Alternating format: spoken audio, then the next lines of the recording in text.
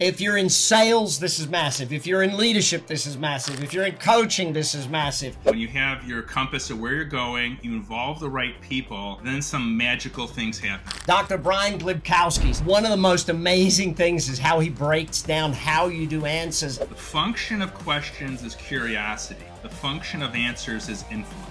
It is the answers where the influence rests. Business school, top 20, top 22 business books. I really wanted to understand communication in a very basic form. So Brian, I have to ask, with all the studies you've done, what is your definition of success? Like, how do you define success? Making oneself whole.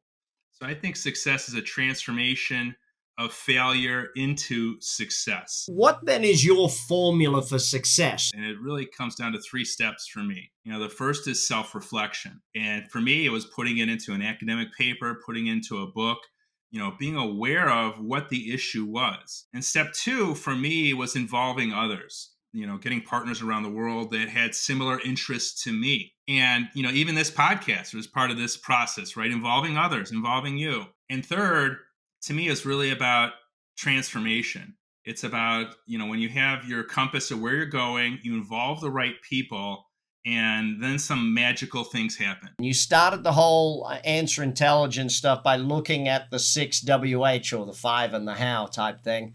How did that become research, and teach us what actually came out of that? So before I did research on answers, I did research on questions. Going back to grade school, we learn about, the 6WH questions: why, what, how, when, where, who. We learn about open and closed questions. One thing hit me that we do not know as much about answers. I really wanted to understand communication in a very basic form, questions and answers, and how I could navigate those conversations, and then through the research, how others could navigate conversations effectively.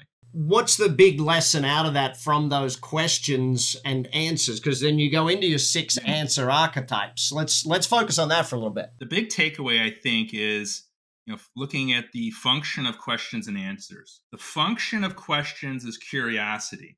The function of answers is influence. And this is something I don't think people fully appreciate. Like, we're used to sales approaches, ask great questions, but it's really the answers that give influence. For example, in sales, how do you close the deal? You answer the proverbial question that keeps the executive buyer up at night. It is the answers where the influence rests. So let's break down those 6 so people can help understand that. Yeah, let's start with what, and I'll give you an example in a different context. So you think of asking yourself a basic question: what is leadership?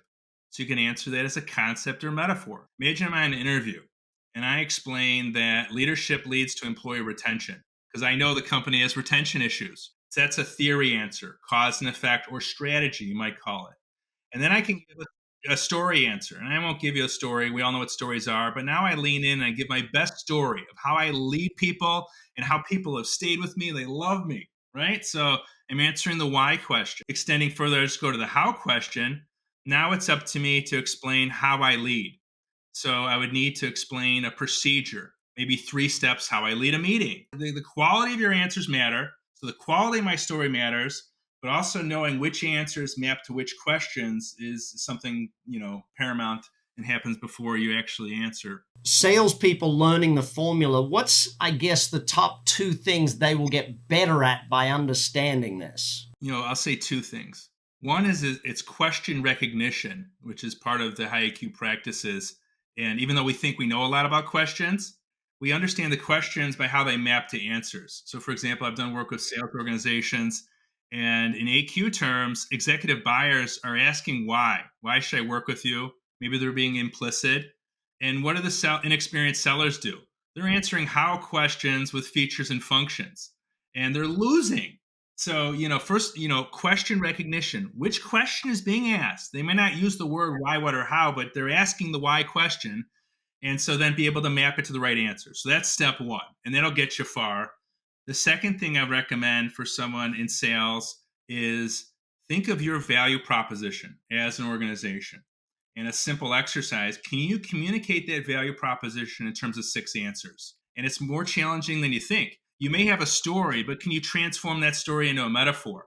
Yeah, that second point is, if you can challenge yourself individually as an organization to develop 6 answers, you're ready with the currency to respond when you're in those conversations. Working with improv comedians, tell me more about why prep work or how that works. And we're talking about improv and how it relates to answer intelligence. And there's some parallels. So with improv, the way it works is there's preparation. So you do a mountain of preparation, you understand things, and there's principles that set on top of that preparation when you're live in the improv. Principles like yes and. You always go forward. It's like an improv. Oh, we're in a ballroom. The other person does say, no, we're not in a ballroom. We're in a dungeon. That doesn't work. You go with the flow. Now, how that relates to AQ is you can prepare ahead of time, understand questions and answers, understand 6 answers, say, for value proposition, but then you get into the actual conversation. And the lesser of us are going to follow scripts.